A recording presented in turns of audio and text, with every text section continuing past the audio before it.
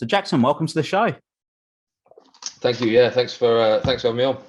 So I think it's always interesting. One of the things I always like to do when I have guests on the show is sort of go back to the beginning of where I first come across them, whether it's I read their book or whether I watched them on a film or I got connected with them from someone in some way. But with you, it's quite a unique one from sort of 10, well, longer than that now, probably 12 years ago. And I remember standing in a bar drunk in South Africa. And I was one of only a handful of English people in this particular town that I was living in. And I hear this name being shouted across the bar, which is my name. So Will, with an English accent, but not just any English accent, with an Essex accent as well. And I sort of turn around and there's you waving across the bar. And I've got absolutely no idea who you are at the time. And you sort of come round over, say, are you Will Polston? And obviously you're not a small lad. And I'm definitely not a big lad. I remember looking at the time thinking, who the hell is this guy? He's going to kill me. And then obviously you said, oh, you're going out with a particular girl that I was going out with at the time that you went to college with, if I remember correctly, which I think is quite funny how these things come about. Do you remember that? I do, yeah. I mean, I was saying because I remember being, yeah. I said before, but I was there with the Western Province Academy. That's right. Did like a year's placement from Saracens there when I was 18, I think at the time. And yeah, obviously then I knew you. I think someone mentioned or somehow found out you were there. And as you say, yeah, I was at school with a girl you were with at the time. And I just thought it was like the most bizarre thing ever. But yeah, so obviously give you a shout. I was probably not the soberest myself, I would imagine, knowing that week specifically, but especially that day when we were at in Plet Bay. So no, yeah, it was I do remember it. Yeah, I mean, it's quite a sort of long time ago now. But I don't think either of us can remember the night, but I do remember the next day. It was quite funny seeing a familiar accent, and I remember us sort of playing rugby on the beach the next day, and we had a good laugh for a few days or so before you moved on. But obviously, since then, you've gone on to accomplish some incredible things, as we just heard about.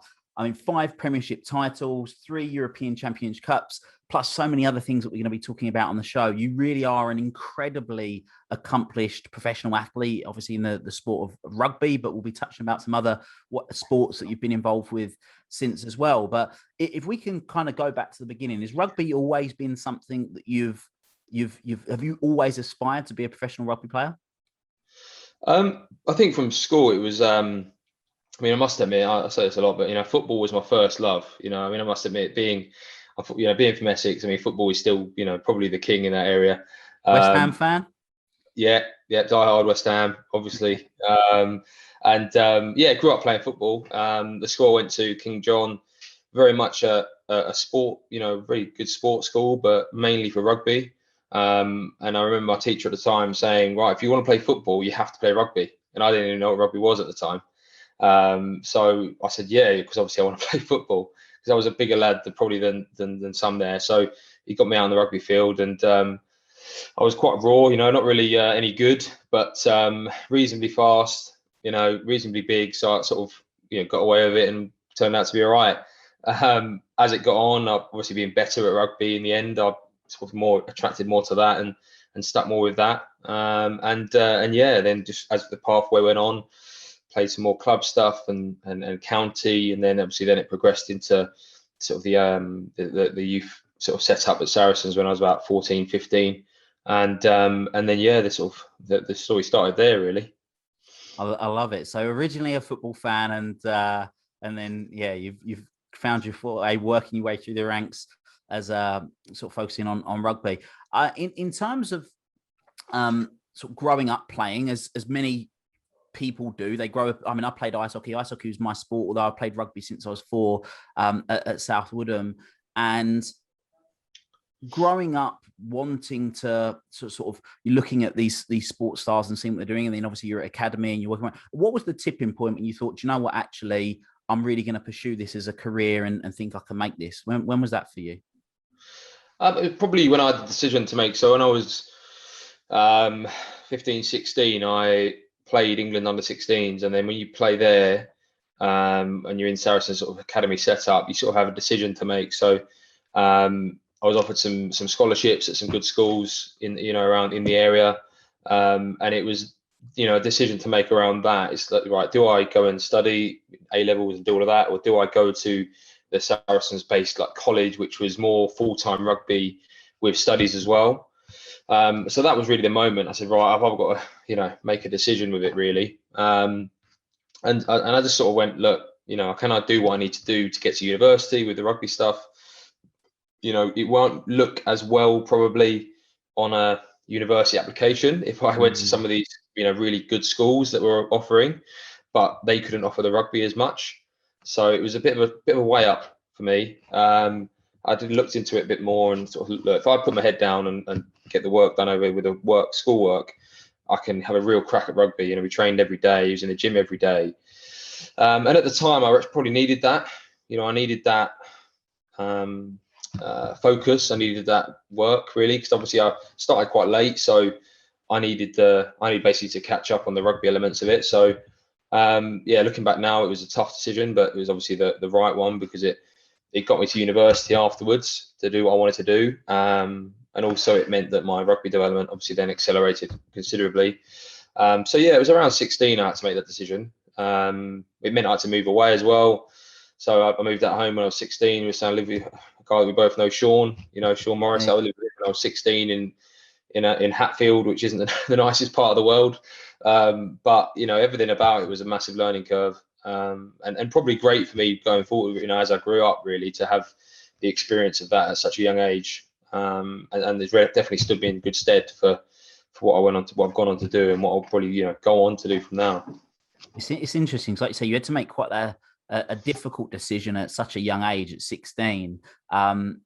Do you remember, as you reflect back, I know a lot of people that are listening to this are not necessarily at that point in time where they are making a decision at a young age, but they are making a difficult decision. Do I follow my passion? I.e., for a lot of people listening to this, do I go and start that business or start that new business venture or sell that business and go and pursue something they really want? Or stop doing the thing they don't really want to pursue the things that they really want. Do you remember what it was that helped make that decision in terms of the actual process from a way of thinking position at that point? I think when I look back at it now, I probably have a different view than what I maybe had then, because my view on things now is probably based on obviously everything I've been through over the years. But my motto now is if it makes you feel uncomfortable, it's what you should do. Right. Yeah. So if you're sitting and you're like, I'm not sure, I'm not sure whether to do that. I'll do it every day. Well, not every day, but most days I'm like, right, do I do this? Do I make this decision or this decision? Which one do I don't really want to do, or makes me feel a bit, tense? That's the one I'm going to do. Because it's right. like, well, for me, when I think about it like that, it's sort of like any decision. It gives you that sense of accomplishment because you've overcome something that you didn't particularly want to do, but also it's probably the most rewarding. So it's, so if it's something, say even now, I'm looking at doing some more internships in different fields. I'm like, do I want to do one which I know will be good and will be not comfortable, but I know I'll be able to sort of go through it nicely, or do I go over a more difficult route where I'll be maybe a little bit out of my depth, but it'll force me then to focus harder and work harder to make it work. So it may have been a bit around that. I mean, moving home, there was leaving everything I knew, all my friends and stuff at home. Probably an element of me was looking for that, challenge, to test myself and to see if I could do it.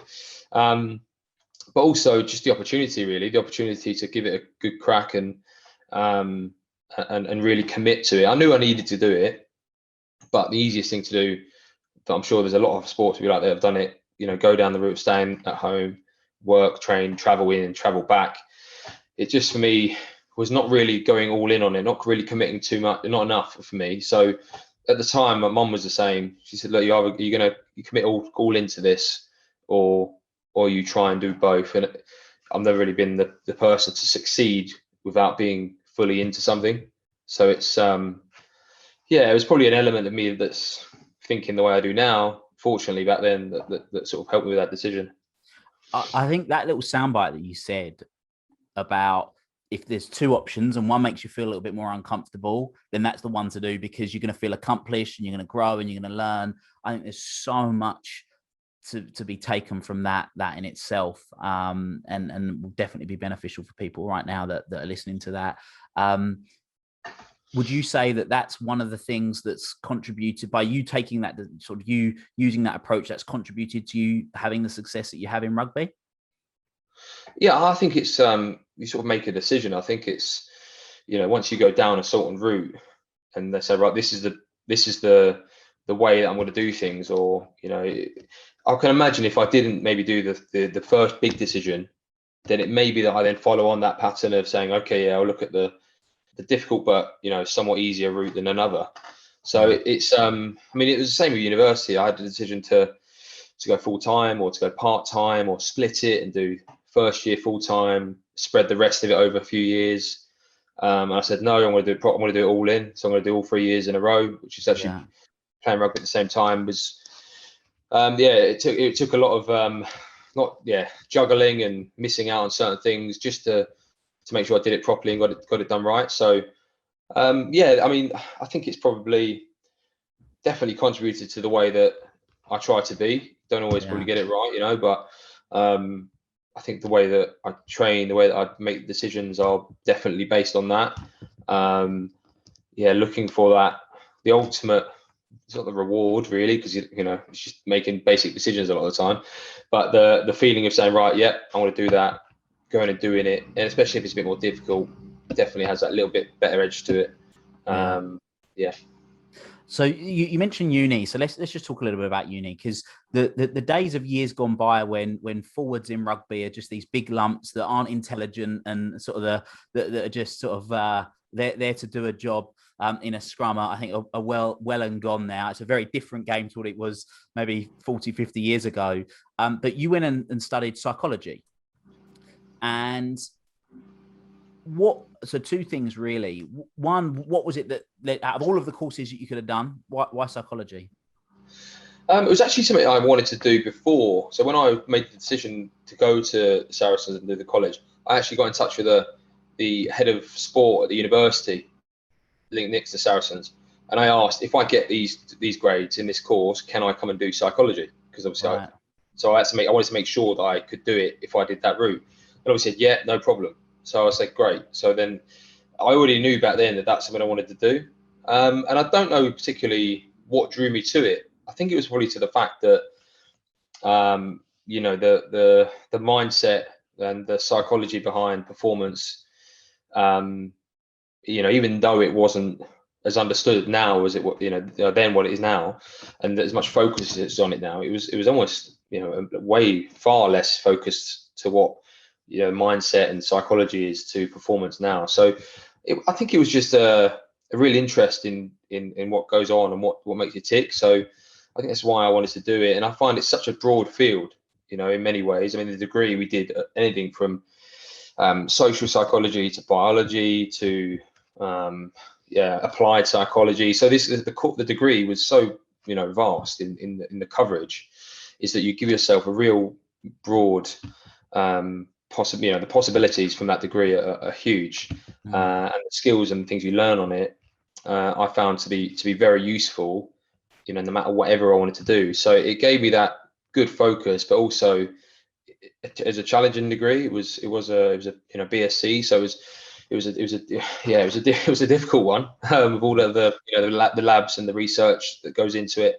But yeah, it definitely put me in a good stead to sort of understand what makes people tick, things which happen socially, biologically, all of these different ways. Looking back now, it was a brilliant choice because it gives me such a good base to work from. It doesn't give you all the keys, but it definitely gives you a good understanding of the underpinning of psychology to then go on and look at bringing extra things into what you're doing, which we'll speak about in a minute. But yeah, it just gave me a real good broad base, really. And obviously in sport, that is, psychology in sport is absolutely huge. So I think it was a mixture of wanting to really improve and enhance what I was doing with sport, but also to give myself a real good understanding of people, people, and everything in the world now is about people and the environments that people are in to make people perform. And it doesn't really matter whether you're in sales, whether you're in, I'm teaching anything in banking, no matter what it is, it's all about people. Yeah. And I think that's one thing which, with all of without getting too deep and down the rabbit hole, with people now, it's with social media, with everything that goes on with that, it's almost taken a little bit away from the actual interpersonal relationships, which we maybe took for granted before. And I think it's just a really good field to try and understand. But yes, without going on too much, probably the best answer I've got. Yeah, I think it's great, and I think what's really interesting. I mean, I've become obsessed with not just psychology, but all things mindset related. I've from as young as I can remember, what I was interested in is, well, what is it that makes these people different? People that have achieved success, however you define that success, sporting achievements, academic achievements, people that have done really well financially, people do really well in business. What is it that they do? What is it? How is it that, and a lot of people look at what people do, they'd look at the training, for example. Well, how many hours they spend in the gym? How many hours they spend in the CV? What's their diet like? They're the things they do. But an area that I've become obsessed with is what's going on in between the years. How is it that these people are thinking when it comes to top performance, which I think is huge. I mean, if you were to say one thing that you took from doing that degree, which I appreciate, is a very broad degree over the space of 3 years, that you took from doing that particular course that you've been able to apply, that's enabled you to really, well, that by applying it has helped you not just professionally but personally as well. What would be one key sort of outstanding, I don't know, lesson or learning from doing that degree that you've been able to apply? I think there's obviously a lot more around the social modules. We did a lot on that, and my dissertation was actually on that. And it was around, I think it was self-affirmation theory.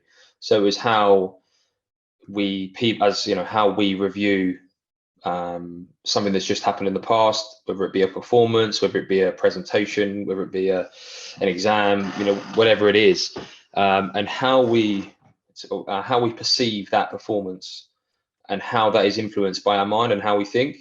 So my dissertation was all around, immediately after a game, you're then either reaffirmed with positive clips or positive messages from the game, you're either not giving anything at all, and then how that differentiates your review of your performance. So it was almost to try and understand how, as humans, we assess our own performance. And that can actually have a bigger impact on the coming hours, days, weeks than maybe we think. So it was mainly around that.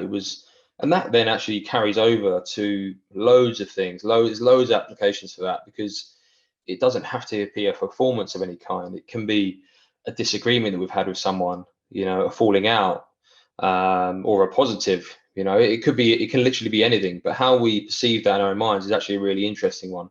And then it comes back. Then it goes all the way around to your state at that moment. Whether it's immediately afterwards, and just everything around that I thought was really interesting. And it has links to some of the sort of mental health things which are really big at the minute, depression and everything that's around, which is rightly being spoken about lots more, and the taboo around it's being taken away. It just has so many applications, because your mindset in and around a decision or a performance is actually massive, especially if it's been a bad one. How we learn to digest that, move on, review, and move on positively. They're some of the big things which I found really interesting. Not to say, what elements of the brain were called and the chemical reactions. I mean, I didn't quite enjoy that so much. But no, definitely the bit around the interactions with people and development as well. They were really interesting. And you're right. It's a fascinating topic that could be applied to so many different areas of life. And it's really interesting. You mentioned about the part around sort of the feedback. Lots of people, they see failure as something that, well, I've done terribly, it was this big issue. Other people will see it as feedback, and they'll use it to move forward and progress and move on and build on that. Something that I love, which is sort of praise builds and criticism withers. So whether that's yourself or someone else giving you that, if you're constantly criticizing yourself after something's happened, it's going to wither away. Whereas if you praise yourself, you look for the positives, look for the things in your game that have enabled you to do well, not just in game, but in anything you've been doing, then you can build that self-esteem and self-confidence to go on and do what you want to be doing. I mean, on that note, we can't spend the whole episode speaking just about psychology, as much as I'm sure we'd love to, and make a very interesting episode. We're going to talk a bit about rugby, but I'm going to link it in. So 5 Premiership titles, 3 European Champions Cups that just you personally have won since your stint at Saracens, which I believe I'm right in saying is about 15 years now since you've been with the club, all in total. What is it that you think that Saris do very well compared to other clubs when it comes to the mindset piece with you as players? I think it all stems from the environment. So it has to be an environment which, it lends to performance and it lends to people love being there. So I think the big thing which the club has always been and always does well is to make an environment which people thrive in. And that is actually a lot more difficult to do than maybe it sounds. So it comes back to a buy-in from the top. It comes down to a buy-in to make people feel wanted, valued, to be looked after, because that for us drives performance. I mean, for us, it was quite basic at the beginning. It was, our motto was you're going to work unbelievably hard and get treated unbelievably well. They're the only 2 things which mattered. It was the coach's jobs to make us better, and it was our job to bring an unbelievable work ethic to everything we did. And we came to work hard every day. They'd make us better. We'd love doing it. And your families get looked after. Everything you did would be taken care of. And that was pretty much it. And that was a buy-in across the board. So that was academy, it was staff, it was physios, it was interns, the lot. So it is an environment that still is like that. And everyone is valued, and everyone's input is taken massively. And that then allows you to just focus on working hard. Because with good coaches, with players with a good mindset to work hard, it's actually very difficult not to get better. So, and it sounds obvious, but there's plenty of places when people come in and people leave that it just isn't the case. You get pressures from performance, pressures of the coaches winning and things, and it's just not quite as common as what maybe people think. And then it's that the trust and the commitment to do that continuously. And then there's the evolution of that, and people come in and they get the feel for it, and then they can just fly straight into it. So there's a real base of that sort of cultural identity, if you like, that sort of is contagious to want to be in. And obviously been part of it for a long time. I feel very fortunate. And when people come in, we help to breed that message, and it just sort of continues to roll on. So it's I suppose it comes down to a big commitment at the beginning to do this, to do it properly, and to do it in that way. Because a person who's happy where they are and loves what they're doing, again, will give you an unbelievable amount of performance. So it's as simple as that, really, but it may not seem so simple. But looking at it now, it's very difficult for me to know of any other. Yeah. I love that. There was actually a study done by the University of Warwick, which was happy people are 12% more productive, which I thought was quite interesting. But that piece that you said there around, well, what creates a great environment, and those 2 very simple things. Well, look, you come and give us your all, basically. You put in the effort, and then we'll make you better. And that attitude, people turning up with the right attitude, is more than half the battle, isn't it? If you've got people in the team that aren't really feeling it, that don't really want to give it their all, that don't want to put in the graft, then that can sort of fester between the teams. So to have everyone on the same page, I think that's great. Which again is something that it doesn't cost anything to buy, does it? For you to turn up with the attitude to want to give 100%. regardless of what industry you're in or sporting team you're part of, to turn up and want to give 100% will definitely go a long way. So whilst we're on the topic of rugby, I've got to ask the question: who have been the two players that have been most outstanding for you? One, the most outstanding to play alongside on the pitch, and why? And then the most outstanding player to play with off the pitch, in terms of what they've done off the pitch and why. Oh, that's a tricky one. It's been over the years. Crikey. I think there's one guy off the pitch I think is probably a good one. I mean, don't get me wrong, he was an unbelievable player on the pitch as well. But there was obviously a group of guys when I was coming through when I was younger, one of the more senior guys, but there's a guy called Neil de Kock who had been in Saracens for a long time. He was there from about 2006 or 7, I think, and he retired there a little while back. But his basically ability to the bit I mentioned before around the environment, he was a guy who would give any amount of time to anybody. He would listen, he would talk, he would literally be a guy who would be living and breathing the stuff that I mentioned, about the environment. So he'd be the guy making everyone feel welcome, like going out their way to make everyone feel a massive part of it. So I think that's probably one of the big ones I remember, is that he was an unbelievably good bloke, like a really nice bloke, great player, brilliant player, always worked unbelievably hard, but just really understood the people side of it. And I remember him massively for that. Still speak to him now, still, whenever I'm in South Africa, I always sort of catch up with him. So there was, him, and there's a few others very similar in that sort of group that just loved it and that they got it. So, they were very much about the people and the off field, and like wanted it to feel, like we just spoke about. And on the field, I think it's probably Owen, to be honest. I know I've come through with him, and he's one of the best mates. So it's maybe, but can't really underestimate the impact he has, with everything. Obviously he's captain now, he's been captain of England, but there is a reason for that. There is a reason for that. And for people that are maybe listening to this that aren't huge rugby fans, I mean, you say there's a reason for that. What are those reasons for people that maybe listening to this? Just because I think when you're a leader, I got asked this the other day, what makes a good leader?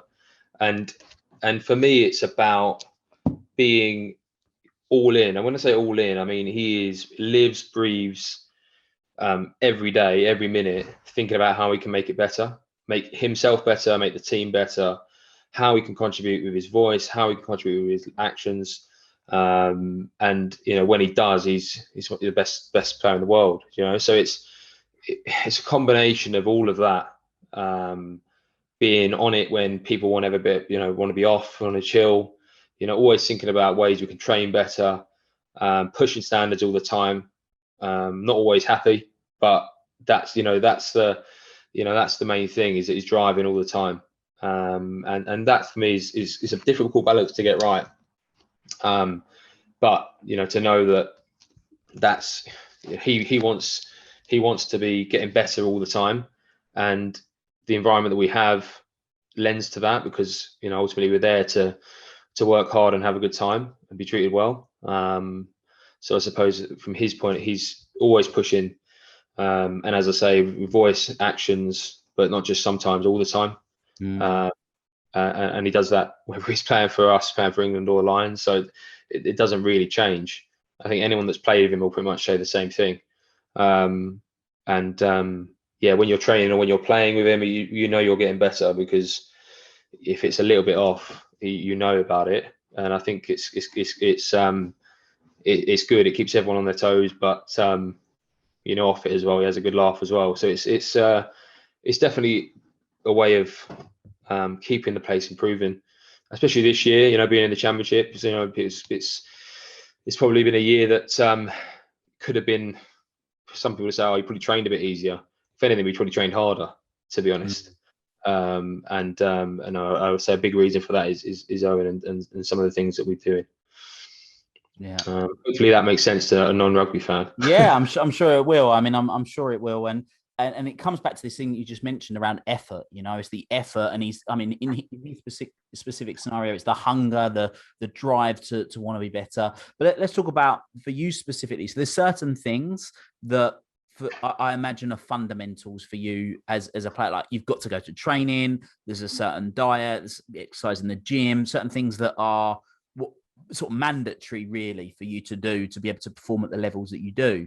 What would be maybe one or two or maybe even three things that you personally do that you could say are optional, but they're mandatory for you, if that makes sense, for you to perform? I don't know whether that's certain superstitions or certain things that you do to keep yourself at the top of your game. I think I'm not really one for superstitions. I suppose I'm not really one to put my left sock on first, or all that sort of stuff.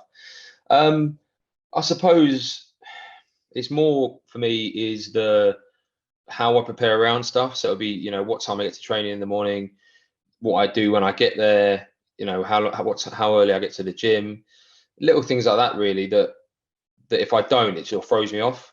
If that makes sense. Little things which going out to training and do a similar-ish warm-up every day, I'll do that, and not everyone will do it, but the training session starts when we come in as a group, but for the 5 or 10 minutes before that, you do your own thing. So I suppose there's little things which I do to get my mind ready for what I'm about to do. But yeah, and I suppose game day as well, it's very similar. I have the same meal the night before every week. I have the same pretty much breakfast every morning before a game. Is that the superstition then, or is that? Well, maybe I just like the meal. I don't know. Maybe I just like that. So no, it doesn't really probably make a difference because arguably the what you do in the morning and the build up to that the whole day before is most important. But no, just for me, it allows me to then focus in the right way. But I haven't got mad superstitions around that. Like, if I don't have that, it won't make me feel terrible. Yeah. I do just seem to find myself doing the same sort of things around it. But I suppose a lot of the things about the preparation, really, I think, preparation for the day, preparation for the session, preparation for a game, preparation for any meetings, like little things like that, really. I think that's one thing which, after I finish playing rugby, that'll be something which I then carry through in terms of, whatever I do next, the things which, before I start the day or start whatever it is, the busiest bit will be before. So it'll be that for me is probably the most important. And that being on time obviously is one that has been a stickler for years and years. I don't know if it was because when we were younger, we used to get a bit of abuse before we started if we were a little bit late. I had to probably run around the field or whatever. But it's always been massive that they're 5 or 10 minutes early, no matter what it is. So I think that'll probably carry through as well, to be honest. The timings in sport is probably one of the biggest things we do. So if you heard about Lombardi time? Yeah, Lombardi time. Yeah, I can't remember exactly the time, but he was always 15. I think it was like 15 minutes early to anything or whatever it was. Yeah, I think it was 10 or 15 minutes. Yeah, but I think if you're not 10 or 15 minutes early, you're late. That's the yeah. I've never. Well, part of me obviously has a bit of a feel for that because I'm usually there about 5-10 minutes early. But that's, again, it's just to get the bits that I want to do done. Yeah. So I'm ready to go. So the preparation is the key part. For everyone that's just listening to this going, what is it? I've got to know. You've opened the loop. What's the meal? What's the pre-game meal?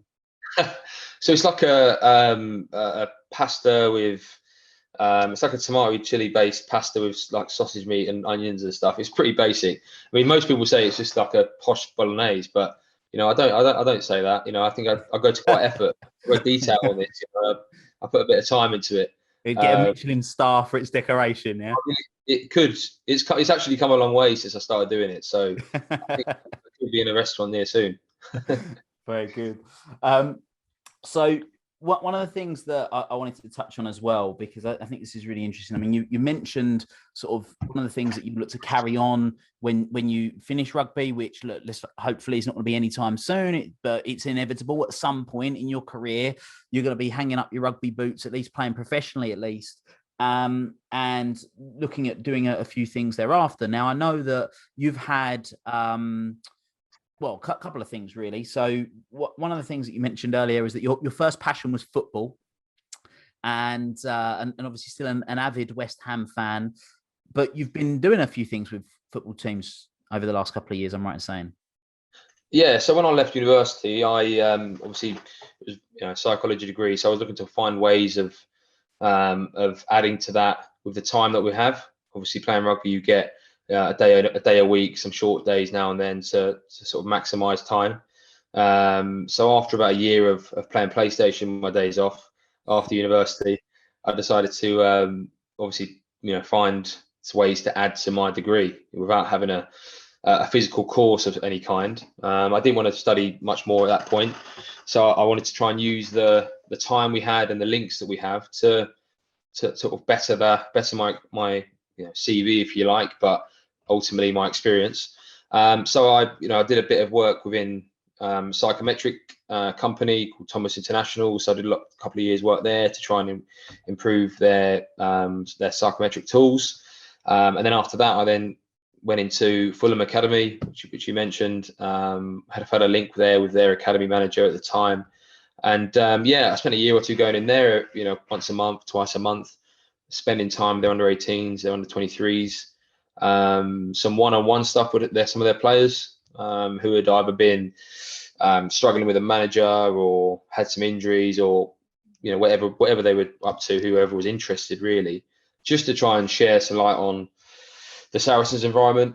My academy group coming through, which has gone on to do very well in general. So yeah, we spent a bit of time in there with them, just again working on cultural development, how they do things. Is there any way that they could maybe tweak or adjust certain things which they do, we do differently? Can they bring anything in that we do that would make them better? And that was a really good couple of years. I mean, they got through quite a few managers, just like as you do in football, unfortunately. So it's definitely an interesting experience. Very different environment, football to rugby, but in many ways just driven to get better, the coaches I work with there. So I had a really good time there with those guys. Some of the young lads have gone on to do very well as well, which is always good to see. And then obviously after that, I spent some time at West Ham as well. Being a West Ham fan, loved it. Got the opportunity to go in straight on it, and again spent some time in there with those guys, doing a very similar thing. Liam Manning, who was the under 23 manager at the time, very interested in rugby, very interested in the way that we do things. Jack Collison as well, who's just gone over he's over in Atlanta now in the US. Again, he came in and visited Saracens quite a few times just to watch what we do and how we do things. And I know he's Welsh, but he absolutely loves it. So he's a mad rugby fan now, which is good. But yeah, so it was all about just trying to find ways of adapting what they do, maybe a little bit, even if it was a tiny thing. It was what they wanted to know about. What do you think are, because they are two very different sports. I mean, I've this is a true story. I actually knocked myself. I was never good at football, so I was always put in goal. And at 5'8" now, I mean, obviously when I was younger, I was a lot shorter. I wasn't that good in goal either. I even managed to knock myself out doing a goal kick once. That's how bad I am at football. It's all right. You can laugh. I can see you trying to hold it back there. But what do you think are some of the things that football would benefit from learning from rugby in your experience? Because you've sort of had your foot in the football camp a little bit, but what do you think some of the things that maybe you have taken over to football in the teams that you have been involved with that's meant that they've improved, that's come from rugby? Yeah, I think there's probably a little bit around. I mean, I was only used to with the younger guys, which is probably a bit different to the senior setup. I mean, the 23s obviously aren't young, but some of them were in and out of the first team. But the one thing I felt, which was something which we do a little bit different in rugby, is around the sort of ownership of what you're doing. So in football, well, especially in some of the young lads here, they don't say too much. They sort of get on there, they get told to do stuff, and they go out and they do it, and they have meetings about their game, and it's very much coach driven, which is many ways the coach is there to coach, and rightly so. The best coaches are there for a reason. But one thing I thought was one thing which maybe we could look at, which we did with a couple of guys and the group in general, was to try and bring them in more to decisions. So around sort of training, their own reviews, their own work-ons. I felt that one thing which we put a lot of focus on over the last sort of 5 or 6 years has been around us driving what we're doing.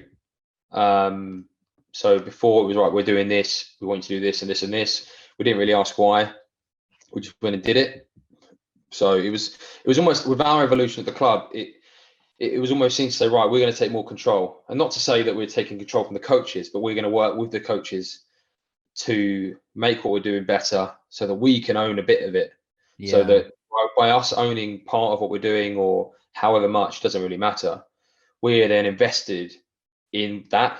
So we're invested in it properly. So not just being sort of told, but we're invested in our own improvement, if that makes sense. It makes perfect sense. And I think that's vital. I mean, I've said for years that, particularly in business, that ownership of your team, having ownership rather than just dictating, saying this is what needs to be done, this is what needs to happen, have them come up with it, because then they can take full responsibility.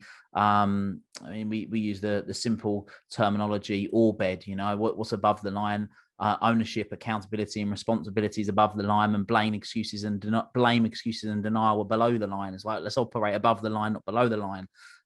So I can completely see how that's a key component. Yeah, I think it's not to say that it's particularly bad by any means. It's not to say. I mean, West Ham's academy is one of the best academies around, as was Fulham. I mean, they're both done unbelievable stuff. It was just to try and look at it from a slightly different angle. It's sort of saying, well, how do you what the gate, when the lads turn up for the day, what do they know, essentially why or what they're doing, if it's very much, because in the academy stuff, it's you do a session, but it isn't so much directed. In rugby, it's very much directed to the next game. A lot of the time, are you preparing for a game? So you prepare, you do your review, you do your preparation on the first day, you get your work done on the second day physically, and then you're building into the game. Obviously in football, it's a little bit different. They don't, in the academy specifically, don't always play as often. The 18s play every week, but the 23s can have a week when they're playing, a week when they don't. So they're in loan. So it's a very bit more of a disjointed sort of schedule, if you like. But just to try and get an element of it, however way it would work, in and around the way they do things already. So we got together. One example is we got 3 or 4 of the leaders, if you like, of the 23s group. They would have a meeting with the coach before the actual meeting to get through what they wanted from the day, what they wanted the day to look like, how they wanted it to feel, what drills they were going to do and why they were doing them. So they were all on that same page as the coach, so that then when they went into the bigger meeting, they were then invested in it, which would then breathe out to the rest of the group to then go out on the field and train with a bit more purpose, or a proper purpose to what they were doing. So there was some real good things there. And I know that obviously the coach you worked with there, they were really interested in that. And it's probably a different way of doing things. We don't always get it right as well. We fall out of our coaches all the time about stuff. So, the session didn't run right. I didn't feel right. But you only really, another thing we've learned along the way is that you don't learn anything from the easy conversations. You don't take anything from them. So by having an environment which allows the difficult conversations to be had properly is a winning environment, because if you don't have the difficult conversations, or you're not in a position or a place to feel like you can have them, then that's when that growth doesn't happen. So I think for me, that's probably one of the big things, is like breaking down that. Again, it comes back to being uncomfortable, because those uncomfortable conversations are where you learn the most. So we have loads of them. We have loads of them where you're falling out, or you're disagreeing on something. And it doesn't always come to the right point, but the fact that you're having them is almost a bigger strength than even getting a result, if that makes sense. So I think it was just pushing that. A comfortable environment isn't a growing one. And I think that was something which, not to say that football is comfortable, but it's like, can we challenge each other as a coach, as a player, to make the environment more challenging? I mean, and that for me will bring out then the extra work, all the output that you get from that kind of thing. And also, it's more difficult to do. It's more difficult to be that way. It's much easier to have a session plan, go out and do it, leave and say, yep, great day. It's much more difficult to actually have a difficult chat at the start, challenge each other in certain ways, because then you're growing as a whole group then. And I think that's what developing's about. And I don't just think academy, I think senior players is all the same. I don't think you ever stop obviously learning. So I think it's just a great way to be. So yeah, just trying to find ways of really embracing that concept, and not going in too heavy and saying, right, do this and that, but just drip feeding some bits in, and seeing how it goes. So it was, in a nutshell, that's ultimately what it was about, and getting to know the players as much as possible and trying to give them again some views from what we do. They thought we were just thugs running around beating each other up, which is probably not too far away from the truth, to be honest. When they showed some highlights when I was in there, but no, yeah, again, it's good for them maybe to hear someone different from a different environment. Yeah. And yeah, I found it really useful. Hopefully going to go back in after, I say after, whenever we can. Yeah, I love it. It highlights that thing you said about before about the easy way is not the way. If you've got an easy option or the harder option, take the harder option. And also, I think it's brilliant, the crossover between football and rugby, because there are very different dynamics. Like I say, I've grown up playing rugby, and I would say I'm still playing rugby. None of us have played. Well, you guys are playing, but we've not played for a long time. I've been out playing touch a few times the last couple of weeks, but not really playing. And having spent the rest of my life always playing ice hockey, there are definitely different dynamics that are very evident in both sports. Similar age group of lads, all playing at a decent-ish level, but still very different dynamics in the sport. And I think there's some great crossover. And ultimately, champagne is a blend of different grapes, isn't it? So if you can sort of get over to football and maybe football come over to rugby and whatnot, then it's beneficial. You said about growing and being challenged, and obviously in the sporting world, one of the things that we do in rugby at the elite level is play sort of some games that are great to challenge various national teams. One being having a Barbarians game, and I'm right in saying, was it this year or last year when it was a bit of an incident? End of last year. Yeah, October, I think it was. Yeah, October last year. And I'm right in saying that you were going to be playing for the Barbarians, along with a bunch of other guys. And for people that maybe aren't huge rugby fans, how would you describe the England Barbars game? Well, it was just like an opportunity to play. It was a few Saracens guys and a few guys, Fijian guys, and a bit of a mixture really. Just coming together and sort of playing like an invitational team to play against England before the autumn, I think it was. So yeah, it was good to be asked, and it was something which has been played for years. Yeah. So for people that aren't familiar with rugby, it's a team of the Barbarians is a team of, like you say, people that have been invited to come along and play against England. And obviously it's quite prestigious, but unfortunately that game didn't get played. And that I mean, you're welcome to explain it in a little bit more detail. But what I'm interested in finding out, once you shared with what happened, then how you personally dealt with that, as like you say, it was quite an honor to maybe be invited. But then how do you personally deal with that and move forward from your mindset perspective? It was probably like the thing where obviously the game, and there was a group of us which left the sort of hotel to go for dinner one night, and it was against the rules of what we were doing. It wasn't in the height of lockdown, but it was or just after maybe lockdown, so it was the back end of summer kind of thing. So yeah, a group of us went out to a restaurant, but we weren't allowed to go, and it basically resulted in the game being cancelled because of the risk of being in a restaurant and not being, wherever we were. So yeah, the game unfortunately got cancelled because of it. obviously, obviously really disappointed around that our actions basically made the game get cancelled. And it was a really difficult time around, especially for the group of us who were there. Obviously, there was always all over the media, all over the social media and stuff. So it was probably one of the most disappointing personally things which has happened. So it took quite a while, to be honest, to get past it. Everything that happened to the club in the past few years obviously got dragged back into it, because obviously it was linked with a club in some ways as well. So it was actually a really difficult time for myself, and looking back at it was to be honest, I didn't know at the time though how I was going to sort of get past it, because it just seemed like everything at the time, like these things do, to be honest. But I think it was something around just trying to say how did I get past it all, but I suppose it was trying to do as much as we could to make it better or make it right around the negative things around it, trying to make right what we did basically. Things around the charity which was linked to the game, we're raising money for, and little things we could do as a group to try and make amends for it.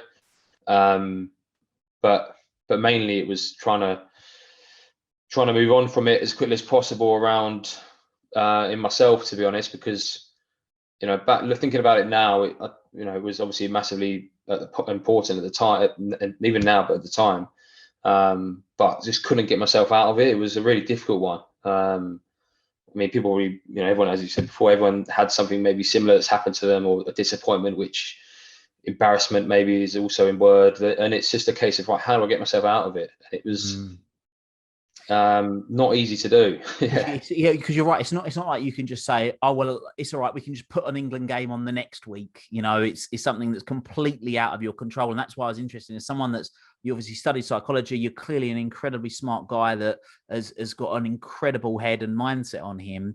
I was, because did you guys, look, things happen, some things happen accidentally, but my understanding is that it wasn't like you knew, right, well, if we go to this restaurant, the game's going to be cancelled and we're breaking all the rules. It was more of like an accidental thing, I believe I'm right in saying. Is that? Well, we knew we weren't allowed to leave. Well, we knew we weren't allowed to leave, but we didn't think the game would be cancelled because of it, basically. Because of it, right? Okay, yeah. Yeah, but obviously it was wrong to do it anyway.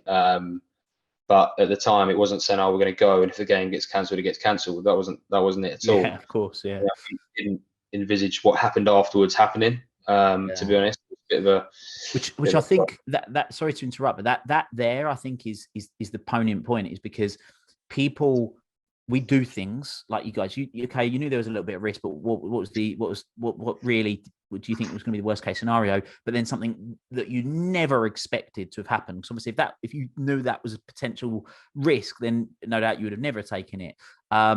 So, and things happen, like you say, disappointments happen. Things happen as a consequence of our actions that are completely out of our control. You said you did the charity work with the guys and making up for it. What was it in your mindset that made you think, do you know what, I'm not going to dwell in this and spend the rest of my days thinking about this one mistake I've made?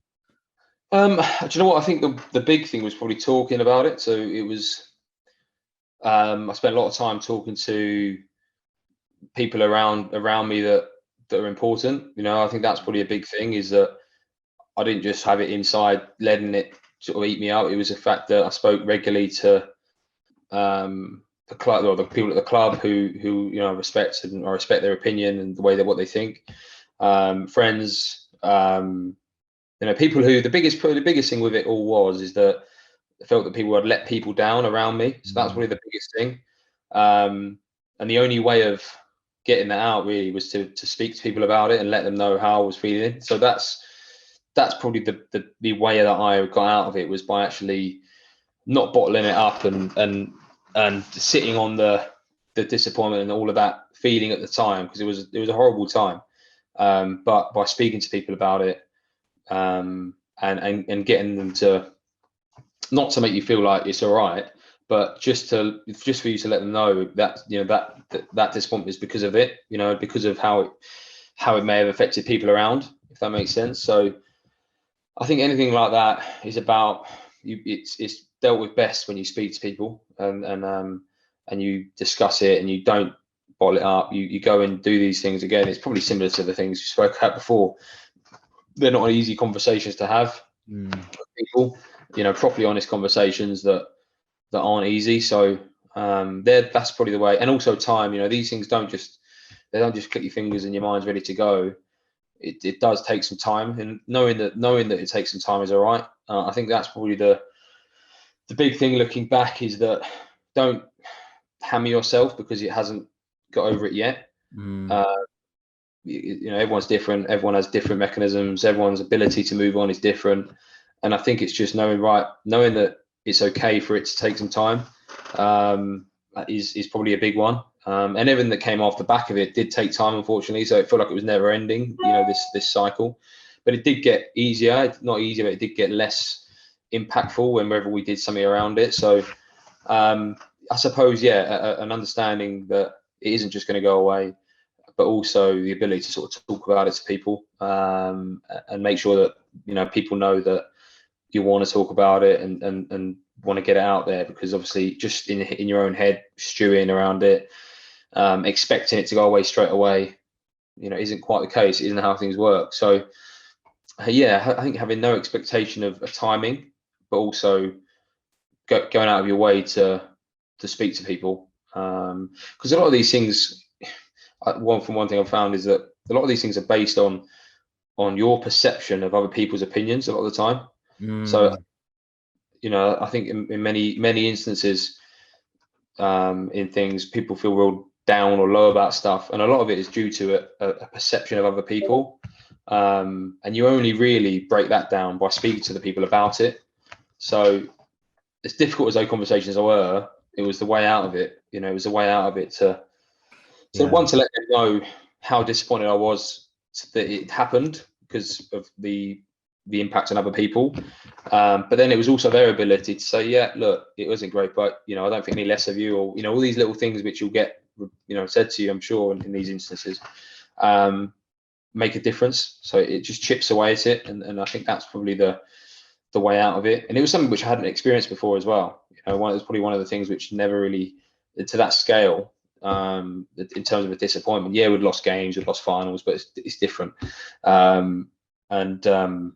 It was something new which I hadn't quite dealt with before, so it was a challenge. It was one of the big challenges which coming through off the and the other side of, it definitely taught me a lot more about that side of things. And if anything like that was to happen again, I know that I'd be a lot better for that experience. I wouldn't want it again, don't get me wrong, but I'd be better for it. Yeah, no, well, look, thank you very much for sharing very openly and honestly, like you say. And I think it's important as well, because we all have people that we look up to, and look, at the end of the day, you're playing the most highest level of rugby that and have done for a long time now, and understanding that people make mistakes and people have stuff to deal with your normal people, and there's ways of dealing with stuff and coming through at the other side, which is most importantly. So moving forward, I know there's one particular interest of yours which you've had going on since rugby, and I know everybody that's listening to this today will agree that you are an incredibly bright guy that's going to do some incredible things during the rest of your rugby career and thereafter. But one of them that you've got into recently, I say recently, I'm not quite sure how long you've been involved now, is coffee. So 80/20 Coffee, I believe you're a co-founder of? Yeah, I found it with a friend of mine, friend of mine from school. And it just basically started around the fact that I love coffee. I love finding the best places to drink it, the best ways to make it, like all of these different, weird and wonderful things with coffee. I've always been interested in it. I've got a machine at home, trying to make as best coffee as I can all the time. And it came around sort of one summer, I think it was about 2 or 3 years ago, when I got into cold brew. So I got into cold brew coffee. And for people who don't know, cold brew is basically a way of brewing coffee. So instead of it being hot, it's basically brewed in cold water. And because it's in cold water, it takes longer to extract. So when you're making a coffee, to try and give a science lesson really short, when you're trying to make coffee, you extract it through heat and pressure. So if you're making a filter, it's hot, it's obviously boiling water, and then you basically filter it through, and then you get your filter coffee, or you put it in a machine and you get hot water pushed through the coffee really quickly, and that gets you like espresso. So they're sort of different ways. Because it's then cold, you don't get that intensity of brew, so it takes a longer time. And what that does is it gives you a different flavor, it gives you a different experience with your coffee. So we were basically looking for the best cold brew, and just found that no one that we found was doing it probably, maybe not. We couldn't find one that we really enjoyed. So we were looking to basically make our own, use some of the best coffee we could find and see if we could make a cold brew which we were looking for. So yeah, we partnered up with a great roaster and made our own basically, and that then expanded into doing our own coffee beans as well, because we're sourcing these great coffee beans for our cold brew. Said why don't we sell them as well? Obviously, COVID hit and we needed to find other ways of expanding and trying to move on in a difficult time. So yeah, we went ahead and introduced coffee beans as well recently. So in a short version, that's pretty much why again, passion led, right? So something you enjoyed, something you liked, saw an opportunity and created it. So if people right now, if they're thinking that sounds interesting, I like my coffee, I quite like the idea of trying a cold brew cold brewed coffee, where can they find out more about that? So yeah, website 8020coffee.com. On there, we're actually making our next batch of cold brew at the moment. So we're doing original and a CBD cold brew. So we did two options there, and we do a blend. So we do a blend of coffee beans and then a couple of single origins as well, which are great for sort of filters and cafetières and things. But yeah, I think it was another thing which I've always wanted to start a small business of some kind, and trying to challenge myself in that way. Something which I've always wanted to do. So yeah, I just found something that I really was interested in, and it was something which I felt was maybe missing a bit. So yeah, you can get on there, give it a crack. It'll be another week or two before the cold brew's back in, but the coffee beans are there, and yeah, give them a crack, and let us know what you think. Sounds good. Well, look, Jackson, I've really enjoyed our conversation.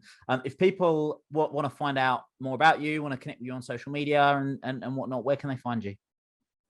Well, I'll give my email to you as well after this, and you can link it to the show. I'm active on Twitter as well, and Instagram as well, to be fair. So there's a few bits on there. There's obviously 8020 social media as well. Can pick up any coffee related questions. But give you all the tags afterwards. But yeah, I mean, I'm always interested for anyone who wants to find out more about why I went on the path away from rugby or in rugby, and I'm always looking for good opportunities to learn more as well. So yeah, good to sounds good. So they can find you on Twitter or on Instagram. It's Jackson Wray, right? It's your handle? Yeah, Jackson Wray. Yeah, that's my name. We'll put it in the show notes so people can get access to it. Anyway, but Jackson, it's been an absolute pleasure. Thank you so much for joining us on the show. For everyone that's been listening or watching on YouTube, I hope you found this beneficial. Again, go and connect with Jackson. If you want to go and check out his coffee, go and check it out. We'll put the link in the show notes. And for everyone that's been listening, hope you found it beneficial. Until next time, make it happen. Thank you for listening to this episode of the Make It Happen with Will Polston podcast. Make sure you join Will's free Facebook group, the Make It Happen community. Please support the show by subscribing on iTunes, Spotify, Stitcher, SoundCloud, or Google Play. Share this episode with at least one friend you think would benefit from it, and give Will a 5-star review wherever you download your podcasts. Until next time, make it happen.